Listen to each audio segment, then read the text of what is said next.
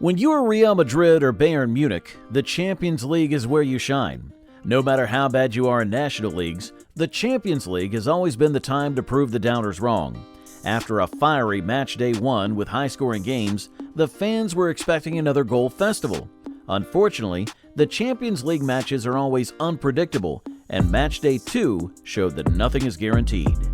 After scoring 9 goals in their first match, Bayern was going against Aston Villa next. The German team disappointed the viewers by losing 1-0 in a game where they had more than 70% of the ball possession and most of the goal opportunities. That was not the only surprise, because the newcomer Brest had the best night of their history by beating their opponent RB Salzburg 4-0. This French team, which is far from being considered a top contender in their national league, had their fans go wild after humiliating an historic club like RB Salzburg. Unfortunately, the French leader, PSG, failed to showcase the same level against Arsenal. The English club was so dominant in all facets of the game that it looked like we were watching an A team play against a B team. Arsenal not only had a defensive masterclass, but quickly outpaced and outscored PSG in the first half of the match. The first goal came after the goalkeeper's shaky intervention, which exposed him. The second goal came from a free kick taken by the Arsenal captain Saka. PSG was non-existent on offense, and most of the danger created by the French side came from its fullbacks Mendes and Hakimi. We can now confidently say that losing Mbappe drastically reduced PSG's offensive strength. This team is part of the toughest groups in the Champions League and will still need to face Atletico Madrid, Bayern, and Man City. PSG must improve to rival these strong teams if they wish to progress to the next phase of the competition. Another team that was pretty disappointing in their second match was Atletico Madrid, who lost by 4 goals against Benfica. It is rare that we see Atletico Madrid concede this many goals when they're known for their defensive mentality. You might speculate that the derby against Real Madrid exhausted the players. Still, I think Benfica was underestimated by Diego Simeone's men.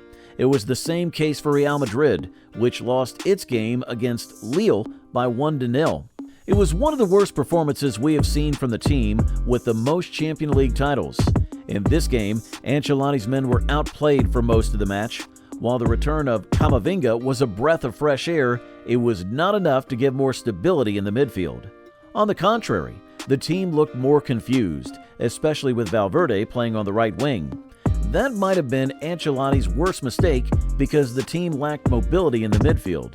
Due to Courtois' injury, Lunin started the match and performed decently. Unfortunately, he conceded the game's only goal on a penalty kick. With Vinicius and Endrick starting up top, the offense looked promising. Still, we saw one of Vinicius' worst performances in a game when he was the offense's leader. Lille's players were serious about their defensive effort. At some point, they were defending with more than 2 players whenever Vinicius had the ball. In the hope of tying the game or grabbing a late win, Mbappe and Modric were subbed in after the 60th minute.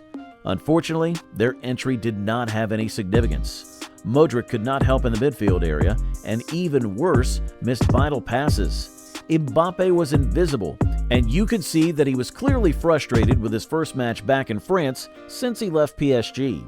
Unlike other clubs, the Real Madrid fans were very upset with the team's state, claiming that they had hit rock bottom. Replacing Kroos has proved to be an even bigger challenge for Ancelotti, who is struggling to find a clear gameplay for his talented squad. While the Real Madrid board stays calm and confident, the fans are worried because Clásico is approaching fast. In October, Real Madrid will play against Dortmund and Barcelona FC in a span of a few days. This month will define the Real Madrid season. So, will they sink or bounce back like they've done in recent years? Let us know in the comments section if you think Mbappe and Real Madrid still have a good chance to win this year's Champions League after their latest performances.